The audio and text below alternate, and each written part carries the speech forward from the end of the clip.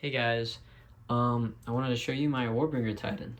I printed it all on a Bamboo Lab A1 Mini, and I think it came out really well. This was like a 12-hour print. This is the torso. The hip is here. This one came out pretty well. The only problems I'm getting obviously is you see that's the roughness from the supports, which is fine. But everything else comes out really well, I think, for the quality, because it's a 3D printer. These guns also take a while. These are like 9-hour prints. Focus. Yeah. These are the only pieces I had a problem with the print bed, because it's a 7x7 inch print bed and it has a 7-inch height. So these guns end up being too long, so I have to cut them. So this is the end of the barrel, but that's fine because I could just put it on and put it like maybe a magnet there so it spins. Those are cool. These generators are cool too. Maybe a little rough there. That's about it. The other spots look good. I also bought an airbrush that I'm experimenting with, so I can put maybe like a red and orange glow for the heat of it.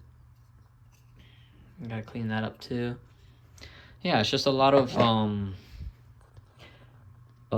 value for the time, I think, and the money. Because if you look online, they're like $2,000 when you buy them from the factory, but they don't even sell them anymore.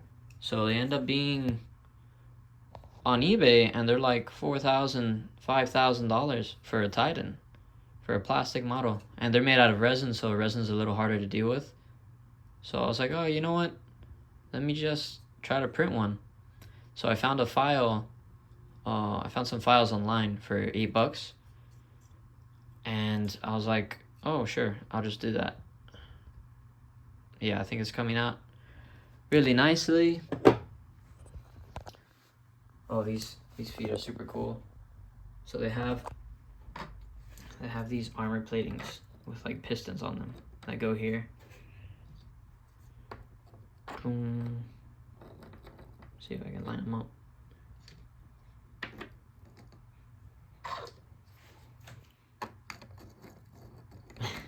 You get the picture. And then the pistons go inside these little holes. Yeah, I think the model's super cool. Props out to the guy, whoever made all these models. Here's another rough edge, if you want to call it that. I gotta clean these up, but I think I'll keep it like this because I figured out that when you print them, so I printed this piece like this. If you print it like this, all the armor plating will come out smooth and look really nice, because this looks really nice. But obviously this doesn't look nice because this is where it was printed from. So you're gonna have some difficulties if you're printing, like difficulties in the way of, oh, which part do I want? Which piece of the part do I want to look bad? If you get me, because you have to choose a side for the supports. Oh, this Quake cannon is absurdly large. Let's see if I can put it in there. And it comes with a back end to that, which is, where is it? Where'd it go? Ah, whatever. Okay, so these parts, to give you reference, let's see if I can focus. So these parts are printed like this. So you can see the print lines on them.